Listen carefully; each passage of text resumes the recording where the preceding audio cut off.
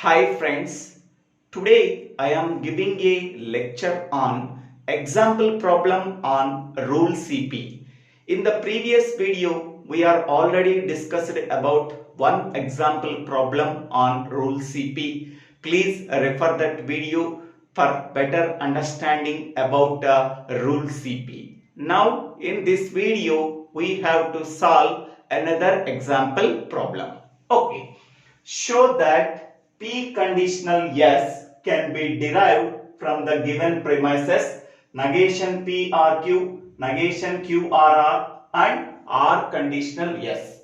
In the case of rule CP, okay, here we have to derive the conclusion P conditional yes. Here P can be taken as additional premise in the rule CP. So from the given premises and this additional premise, we have to derive yes. Okay, so this is our problem. So given premises are negation PRQ, negation QRR and R conditional yes. Okay, here we have to add additional premise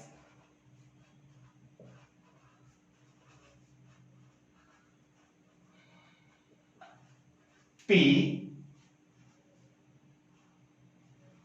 for the given premises.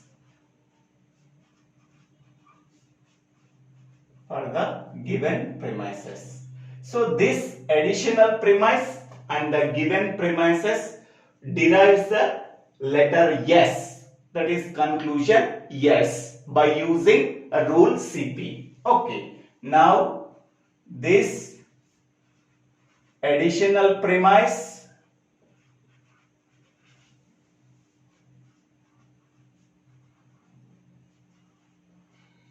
and the given premises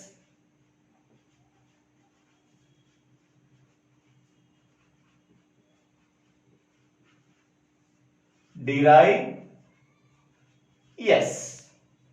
Okay, so therefore the premises are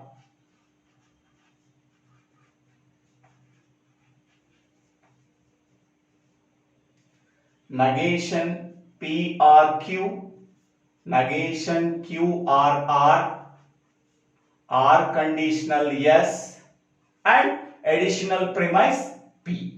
Okay, so these premises produces yes by using a rule CP. Here P can be called as antecedent, yes can be called as consequent. So in the case of rule CP, okay, in the conclusion, whatever the antecedent part is there, that antecedent part can be taken as additional premise.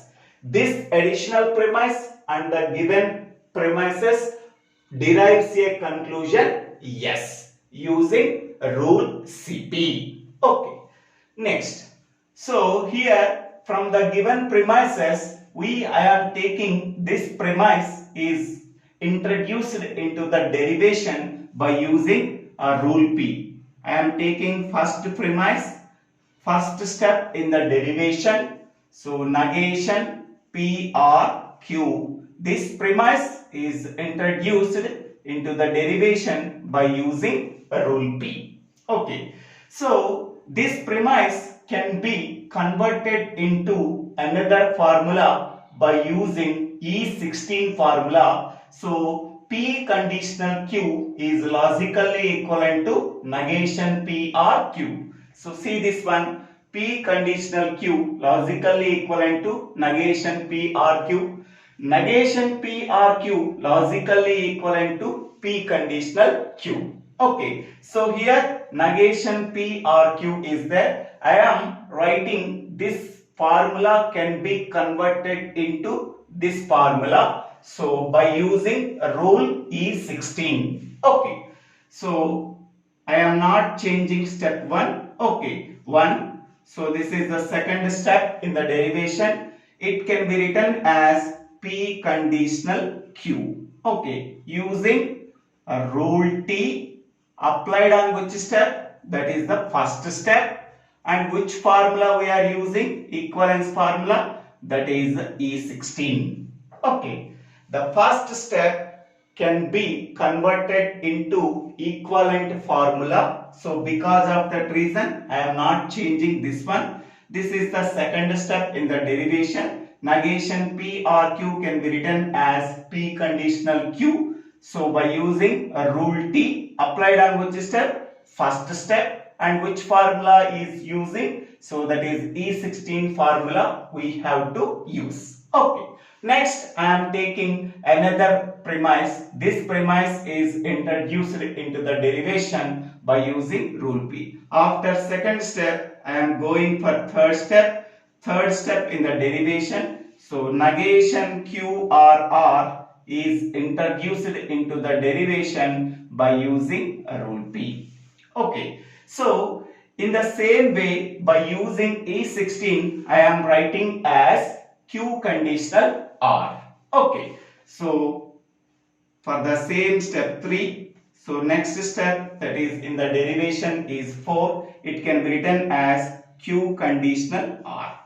Okay. So, using rule T applied on which step? Third step. And which formula we are using? That is E16 formula I am using. Okay. Now see this one, P conditional Q, Q conditional R.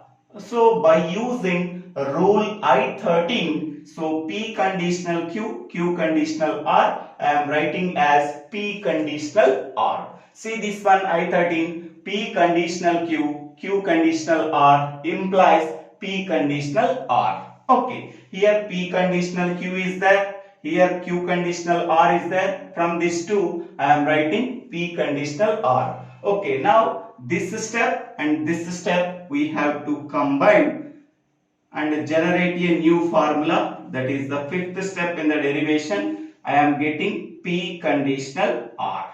Okay, so here we are using a rule T applied on which step? Second step and fourth step. Second step and fourth step. And which implication rule I am using? So that is I13. I13 rule I am using. Okay. Next one.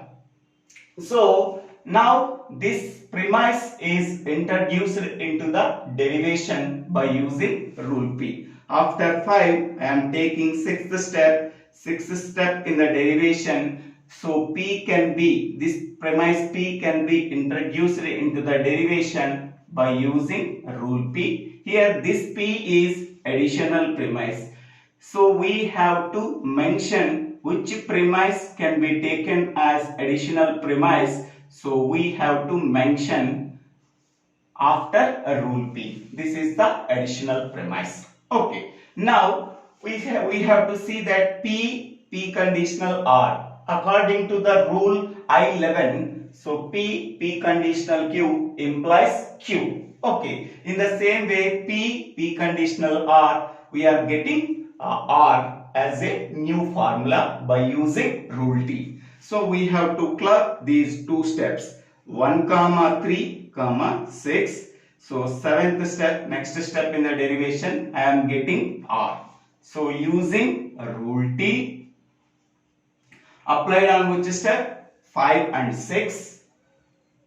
5 and 6. And which implication rule I am using? I11. I11 rule I am using. Okay. Now this premise is introduced into the derivation by using rule P. So after 7, I am going for 8th step. 8th step in the derivation, R conditional yes. Okay. So by using rule P, I am introducing this premise into the derivation. Okay. Now R conditional yes. From I11, implication rule I11, we are getting yes from these two steps. After combining these two steps, I am getting 1, 3, 6, 8. Next step, 9th step in the derivation, I am getting yes. So by using a rule T applied on which steps? So 8th and 7th. So 7th and 8th, and which implication rule I am using? I11 rule we are using. So finally we are getting conclusion yes. Okay. In the last step, so after 9 we go for 10th step. So in the last step I am writing as P conditional yes. Here P is there, here S is there. So P conditional yes is derived by using rule CP. So finally we are getting the conclusion P conditional yes. Okay, we have to derive yes only by taking the additional premise P. Okay, after deriving yes, finally we have to write the step P conditional yes by using rule CP. Okay, so therefore P conditional yes is a valid conclusion from the given premises. Valid conclusion from the given premises. So in this way we have to solve the given problem by using rule CP. Here we have to mention one rule. Whatever the antecedent part is there, that antecedent part can be taken as additional premise. Okay, this additional premise and the given premises produces or derives yes. Okay, so finally we have to write P conditional yes by using rule CP. So this line is very important.